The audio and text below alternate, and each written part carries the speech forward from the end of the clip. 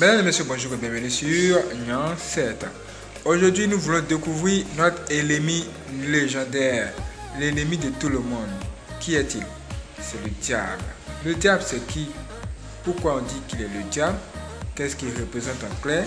Qu'est-ce qu'il est capable de faire? Quels sont ses pouvoirs? En fait, qui est-il au juste? Waouh! Voici l'histoire du diable. Mes frères et sœurs, soyez prêts. Le diable, au commencement, il se trouvait où? Avec Dieu. C'était un ange très beau, un ange que tout le monde admirait. Et il avait quelque chose en plus, un don, un talent, mais il avait quelque chose de vraiment extraordinaire. C'est qu'il avait la possibilité de chanter et de bien chanter. Quand il chante, waouh! En plus, il était très beau. Très attirant.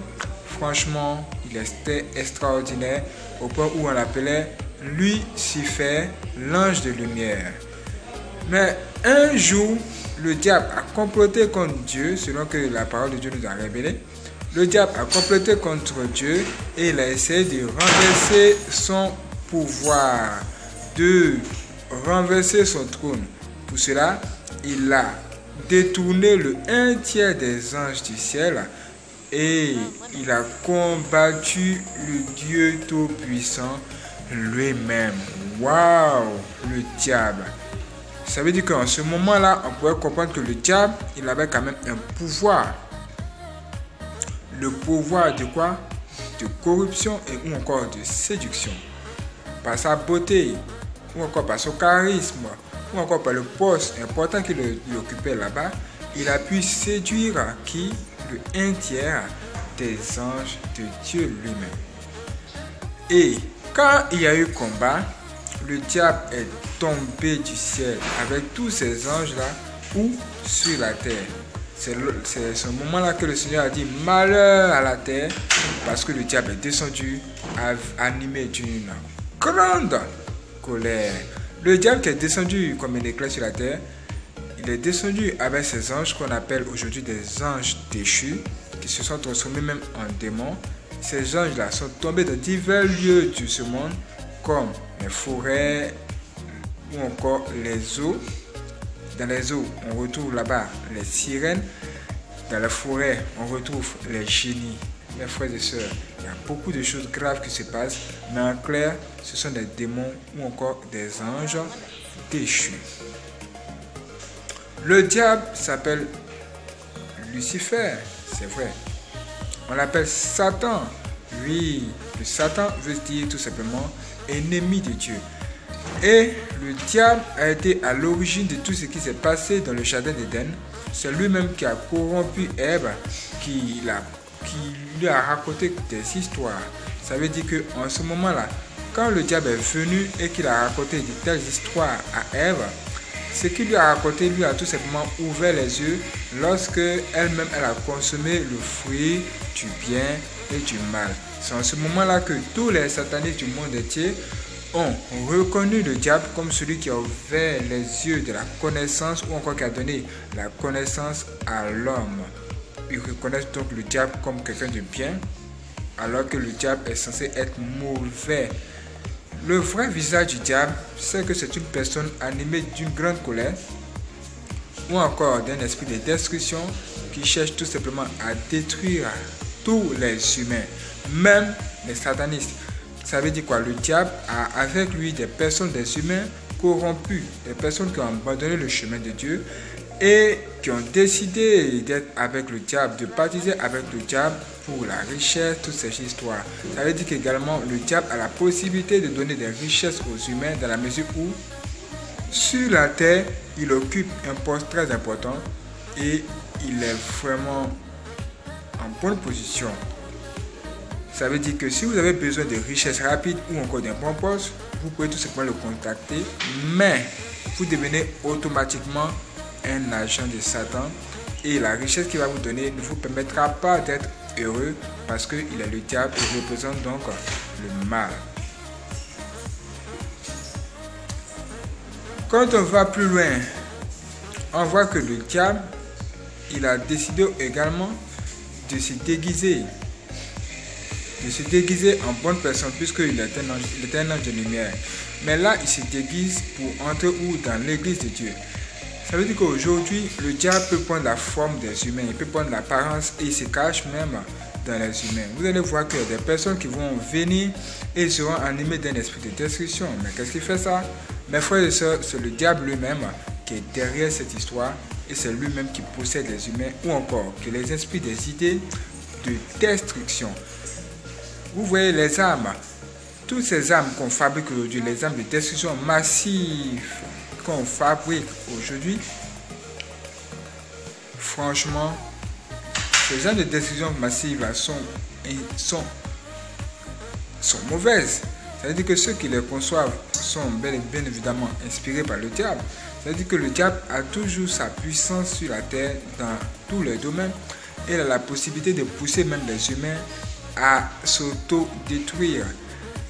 Il n'a qu'à toucher ces démons et envoyer ces démons ou encore l'esprit de ces démons auprès des humains, les chuchoter tout simplement aux oreilles de mauvaises idées afin de les pousser dans des choses inutiles qui pourraient même les conduire à la destruction. C'est pourquoi le Seigneur Dieu lui-même a dit malheur à la terre parce que le diable est animé d'une grande colère. Tout ce qu'il veut, c'est de détruire les humains. Et ce qui est encore mauvais, c'est que le diable nous observe tous et il combat tous les vrais chrétiens. En fait, les vrais chrétiens sont des personnes qui sont tout simplement en opposition avec le diable parce qu'eux, ils aiment Dieu. En plus, ils sont protégés par le Seigneur. Donc, ils sont des personnes qui n'entrent pas dans le système de contrôle de Satan. Une fois qu'il y a une telle histoire, qu'est-ce que le diable fait? Il va chercher à les combattre ou encore faire en sorte que ces gens viennent dans son camp. C'est pourquoi il va décider d'entrer dans l'église, occuper de bons postes à l'église, ou encore d'entrer dans l'industrie de la musique chrétienne, afin de pouvoir faire des musiques chrétiennes qui sont intoxiquées par des symboles sataniques, pour tout simplement détourner les humains, ou encore les chrétiens, de la voix du Dieu lui-même, le Créateur. Vous comprenez? Ça veut dire que le diable, Satan, il fait un travail très important. Et ce qu'il a commencé dans le ciel, son travail de destruction qu'il a commencé même dans le royaume de Dieu, il continue de faire cela. Ça veut dire que vous qui regardez cette vidéo, vous devez savoir que le diable, il est présent et il a des représentants partout. Dans votre travail, dans votre maison, il peut avoir des représentants même là où vous ignorez. Quand vous regardez par exemple le film la série Prison Break, vous pouvez voir qu'il y a des espions partout. De la même façon, les espions sont partout. C'est de la même façon, les représentants du diable sont également partout. Et ils observent tout ce que nous faisons. Ils nous contrôlent toujours. Et ils donnent toujours des informations à Satan. Ça veut dire qu'il existe des humains qui peuvent voir le diable, qui peuvent même causer avec lui, échanger avec lui. Tous ceux qui ont réussi à voir le diable, ils ont tous dit que le diable ressemble à une personne qui a environ 30 ans et il est d'une beauté extrême. Ça veut dire que le diable, il se déguise véritablement en ange de lumière. Mais what? C'est donc le diable qui est là. Ça veut dire que les belles femmes que vous voyez, les belles hommes que vous voyez, et puis vous êtes attirés là, vous risquez même d'être attiré par le diable sans le savoir, parce que lui aussi, il prend cette apparence. Et ce qui est mauvais, c'est qu'il est en collaboration avec beaucoup de célébrités, des personnes célèbres, des personnes très connues qui ont pactisé avec le diable ou encore qui ont vendu leur âme au diable. Ça veut dire que nous devons faire attention et même éviter d'être fan de quelqu'un. Parce que si on ne fait pas attention, si vous ne faites pas attention, vous risquez même d'être fan du diable lui-même. Mes frères et sœurs, nous espérons avoir donné quelques informations qui pourront vous aider sur le diable. Mais comment combattre le diable? Ephésiens 6, verset 11. La parole de Dieu nous donne toutes les armes pour pouvoir résister au jour de la tentation et comment renverser les œuvres du diable. Premièrement, vous devez avoir Jésus-Christ dans votre vie. Confessez de votre bouche la seigneurie de Jésus-Christ. Dites, Seigneur Jésus-Christ, je reconnais que tu es mort pour moi et que tu es mon Seigneur. Demeure dans ma vie et sois mon seul sauveur. Garde-moi contre la ruse du diable ou contre les attaques du diable et de ses agents, les sorciers, les satanistes. Amen. Une fois que ce sera fait, marcher dans la voie de Dieu et rentrer dans le combat, parce que ce combat-là est déjà là et le diable et les démons déjà combattent les humains. Et ils se disent même que tous les humains qui n'ont pas Jésus-Christ dans leur vie les appartiennent déjà. Dans quel cas êtes-vous? Est-ce que vous appartenez au diable? Soyez prêts, réagissez dans la partie commentaire, réagissez vous-même dans votre maison et prenez la décision ultime de marcher avec le Seigneur Jésus et d'entrer dans son armée pour le combat et la victoire finale. Que Dieu vous bénisse et qu'il vous garde.